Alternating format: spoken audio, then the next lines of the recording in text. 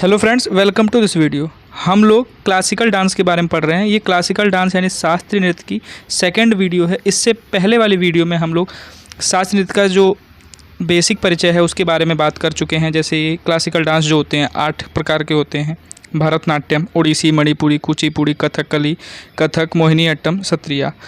इन 8 के बारे में हम लोग पढ़ चुके हैं। अब जो ये 8 शास्त्रीय नृत्य हैं इनके बारे में डिटेल में अलग अलग हम लोग पढ़ेंगे, जो कि कॉम्पिटिटिव एग्जाम में हर बार पूछे जाते हैं। तो चलिए बिना देर किए शुरू करते हैं। हम इस वीडियो में पढ़ेंगे भरतनाट्यम के बारे में। तो जो भरतनाट्यम है ये सबसे पुराना क्लासिकल डांस है, यानी सबसे पुराना शास्त्रीय नृत्य है। इसका पुराना नाम था सादिराट्टम। 1932 में इसका नाम भरतनाट्यम पड़ा। ये नृत्य मंदिरों को समर्पित है। इसके अन्य नाम हैं जैसे दासी अट्टम और अग्नि नृत्य। तो भरतनाट्यम का पुराना नाम क्या था? सादिराट्टम, और 1932 में इसका नाम भरतनाट्यम पड़ा। इसके 2 अन्य नाम और हैं, दासी अट्टम और अग्नि नृत्य। इसकी जो जानकारी है वो तमिल साहित्य एक शिल्पाधिकारम है उससे मिलती है, और अभिनय दर्पण है उससे मिलती है। तो 2 तमिल साहित्य हैं, शिल्पाधिकारम और अभिनय दर्पण। इनसे भरतनाट्यम की जानकारी मिलती है। नृत्य का जो आरंभ है अल्पारिपू से होता है, यानी एक स्टेप है अल्पारिपू, उससे किया जाता है भरतनाट्यम जो नृत्य है उसकी शुरुआत। ये क्वेश्चन कई बार रिपीट हो चुका है एसएससी एग्ज़ाम में कि अल्पारिपू जो है वो किस शास्त्रीय नृत्य से या किस नृत्य से संबंधित है। तो ये भरतनाट्यम का फर्स्ट स्टेप होता है अल्पारिपू। और इस नृत्य का जो अंत है वो तिल्लाना पर होता है। तिल्लाना कहें या थिलाना कहें, उस पर होता है। भरतनाट्यम के दौरान कविता करने वाला जो व्यक्ति है उसे नट्टू वार कहा जाता है। और इसकी जो धुन है इसके लिए कर्नाटक संगीत का प्रयोग होता है। देखिए, भारत में 2 प्रकार के संगीत हैं। एक उत्तर भारत में है हिंदुस्तानी संगीत, और दक्षिण भारत जो है हमारा उसमें चलता है कर्नाटक संगीत। तो भरतनाट्यम में कर्नाटक संगीत का प्रयोग होता है, और एक ही कलाकार द्वारा कई भूमिकाओं को दर्शाया जाता है, जिसे एकाहार्य कहा जाता है। फ्रेंड्स, ये तो था भरतनाट्यम से संबंधित जानकारी। अब हम लोग भरतनाट्यम के जो प्रमुख कलाकार हैं उनके बारे में जानेंगे। जैसे भरतनाट्यम के कलाकार हैं ये यामिनी कृष्णमूर्ति, जो है आप इमेज में देख पा रहे हो। ये कुचिपुड़ी से भी संबंधित हैं। फिर हैं ये रुक्मिणी देवी अरंडल।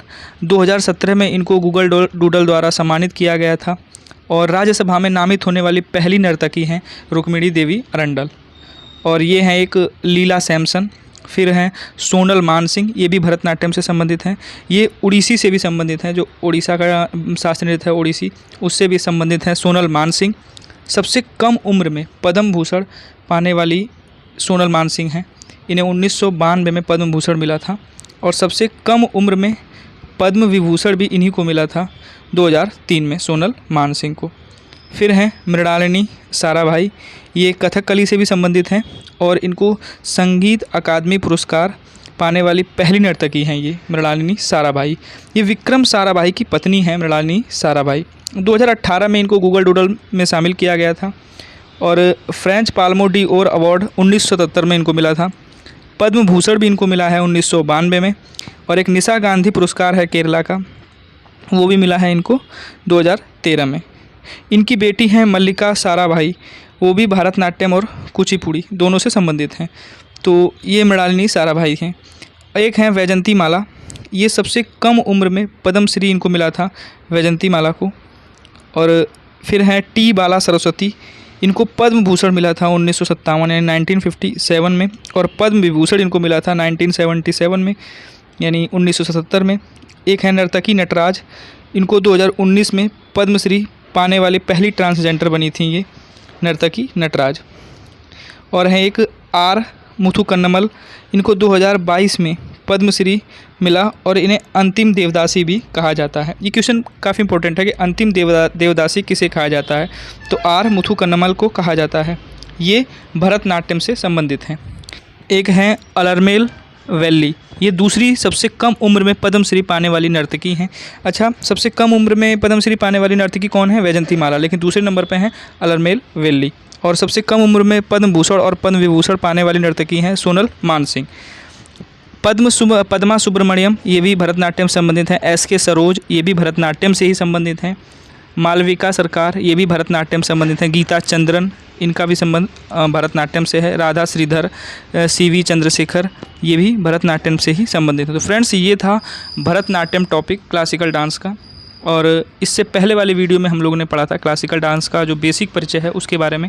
अगला जो हमारा टॉपिक होगा वो होगा ओडिसी, जो कि उड़ीसा का क्लासिकल डांस है, शास्त्रीय नृत्य है।